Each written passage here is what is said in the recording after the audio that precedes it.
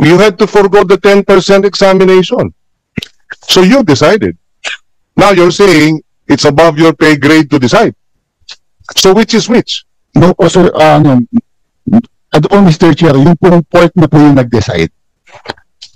Kasi po kung magte-10% po sa SBITC. Okay, if the court decided, is that decision consistent with what the law requires? Hindi, di ba? Kasi dapat may 10% physical examination, minimum. And then you go through the X-ray. Did it go through the X-ray? Yes po, Your Honor. Bago po siya makalabas ng SBITC, nag-pass through po siya sa X-ray.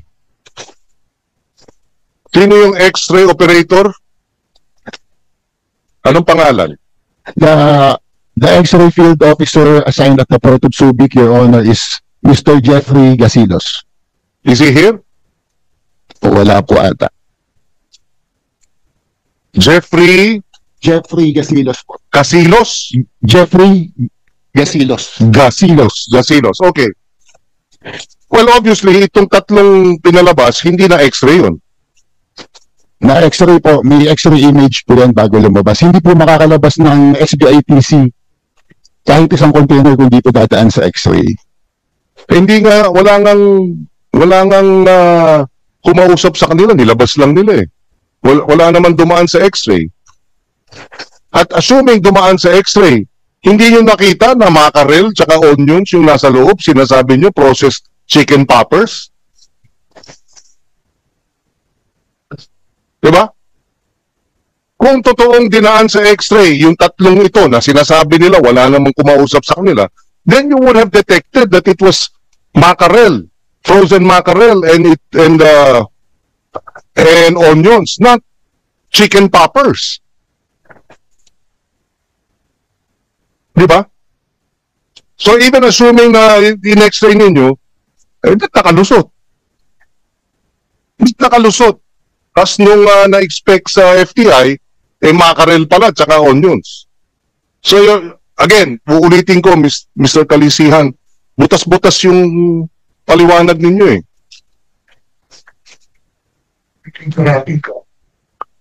And then, after the X-ray, dapat ini-track. Di ba? Oo. Nag-oo ka, Mr. Mariano. Dati may e-tracking, di ba? Dati po. Yung binyayin namin yun, walang e-tracking eh. Exempted po kasi siya, Mr. Chair, sa e-track eh. Kasi yung po declaration niya is finished processed food po eh. Not raw agricultural products. Eh hindi nga, kaya nga nung binuksan ng 100%, nakita yung mackerel tsaka onions eh. Tama? Hindi nga siya finished product kasi kung tinignan ninyo sa X-ray ninyo, makikita ninyo eh, hindi siya chicken poppers. We can have the copy of the X-ray image, Mr. Chair. We will submit. Well, Mr. Maronilla, would you care to comment? Malay ko ba kung yung X-ray printout nun eh hindi Photoshop? I don't know anymore because they're saying there was no X-ray. You're saying there was an X-ray. If you X-rayed it, ano ilalabas nyo sa amin? Ipapakita ninyo na yung X-ray nagpapatunay na chicken popper siya, ganun. Eh, nung nakita nga sa FBI, hindi eh. Yes, Attorney Maronilla. Yes, Your Honor. In fact, Your Honor, these are all under investigation now by our intelligence group. We've already issued suspension orders for the personnel involved. And of course, they're already asked to explain the findings of some of our investigators, Your Honor. And we will consider part of that particular investigation, Your Honor, is the statement coming from the Department of Agriculture Inspectorate Service on this particular matter. And may we just manifest, Your Honor, that we do acknowledge all your observations, Your Honor. These are the same questions that are also being asked by the investigators of the Bureau of Customs. Thank you, Your Honor. Si Mr. Kalisihan, no? Sabi ninyo, they were subject under guard. Di ba? Yes po, Mr. Chair. Tapos sabi ninyo, hindi nyo alam yung mga pangalan nitong mga ito. Wala kayo information tungkol sa mga pangalan nila. So, again, bakit wala kayong information ng pangalan nila? Maybe, sir, the customs examiner assigned can explain. Kasi po sir, sa ano ko, as deputy collector po, sir, ano ko na po para kunin pa yung mga Eh, ikaw nagsabi. Ngayon, ituturo mo yung iba. Sinabi mo, wala kayong listahan eh. wala po, sir, yung office ko, wala pong listahan, sir. Ikaw ang nag-clear nito pero wala kayong listahan. Tapos ikaw ang nagsabing ito sa underguard pero paano mo i-underguard? Eh, sinasabi nila. For the record, Your Honor, I was not the one who cleared that entry, Your Honor. Who cleared it? Who cleared it?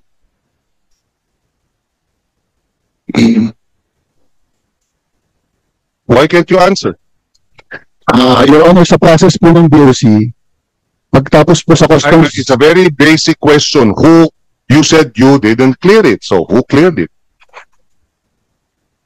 the customs appraiser assigned, Mr. Chair. Who is? Why can't you mention the name? Why are you being evasive?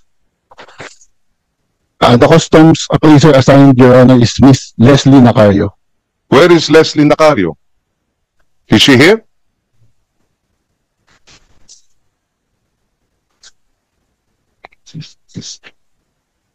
Wala po, Your Honor. So Leslie Nacario, Gubotan? Iba-iba ito.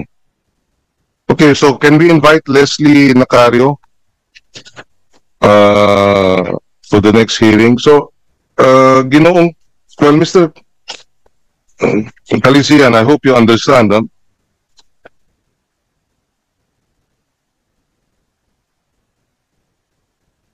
Do you confirm that there was a mission order issued by the district collector? Yes po, Your Honor. And that the names of the personnel directed to underguard and examine the alert charges, you confirm that? Yes, Your Honor. So you're familiar with that, but you're not familiar with who but you didn't clear it, no? And somebody else cleared it. Is she your subordinate? Yes, Your Honor. Okay.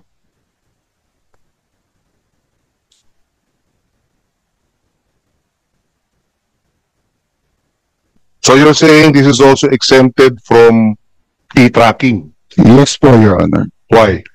Kasi po, Your Honor, yung pong HS code po nilang nagamit is hindi po siya e-trackable. Kasi po, Your Honor, pag po nag-file ka ng entry, bago po ma-process po ng examiner yun, kailangan po ng booking. Diyan po sa entry na yan, hindi po siya kailangan ng booking. Yung booking po, Your Honor, is for the e-track. You also explained in the previous hearing, which is the Birches tracking. Iba yun, ano? Yung Purchase goods to, Yes. purchase goods po. Yes. You also claimed in the previous hearing, Mr. Calisihan, that that there was a delivery to be made. But Birches claimed that they had no warehouse. You claimed that the delivery was to the Birches warehouse. You said that Yes po. under oath. Now Birches says they don't have a warehouse. So how were you lying to the committee? No, Your Honor. Based on the mission order, Your Honor, the destination of the Purchase Consumer Goods Trading is 158 MacArthur Highway, Valenzuela. That's what's, Your Honor, yung pong naka-provide sa mission order. Ganun ba kayo kaluwag? Na may mission order kayo, i-deliver sa isang lugar, kahit walang warehouse yung Birches, ini-claim nyo na may warehouse. Ganun ba kayo kapabaya?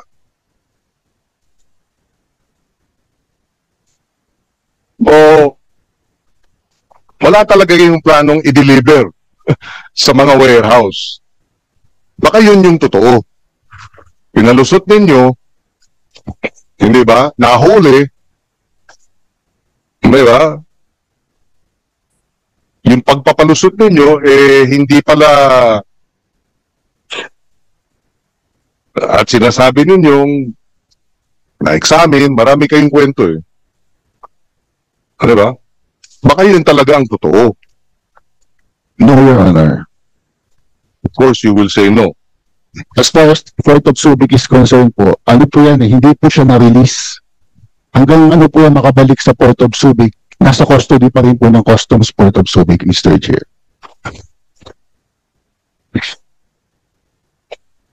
Mr. Kalisihan, nahuli kayo eh. Nahuli sila eh. Kung hindi natiktikan ng DA, nakalusot na yung tatlong yun eh. Wala, sinasabi ninyo, underguard. Walang underguard eh.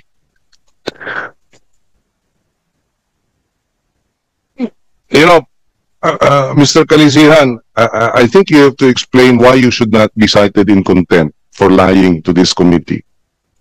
This is a show cause. Why should we not cite you in contempt? We will give you a chance to explain yourself. But before we proceed there, wala dito si Nakario eh. Nandito si...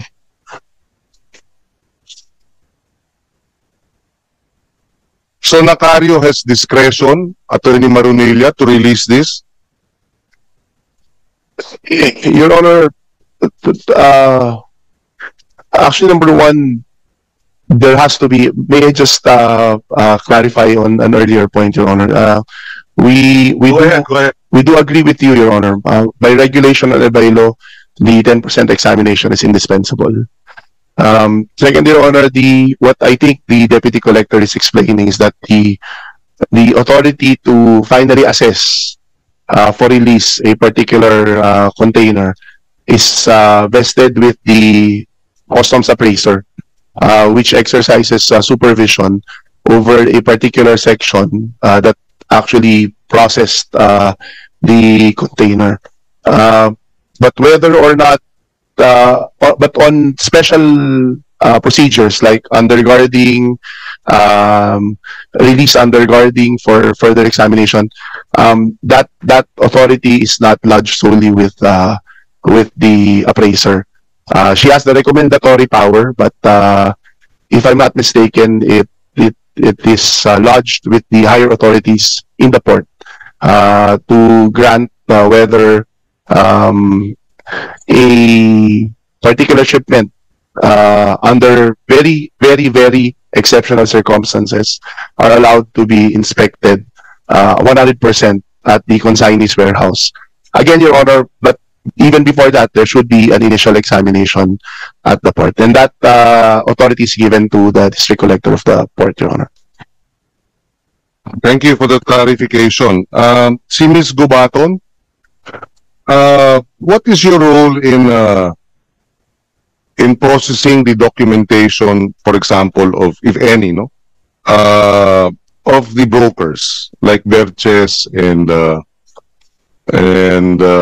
EPCB and 1024? Sir, my role is to register the said shipment po. Is to register the Yes, said po. shipment. Yes po.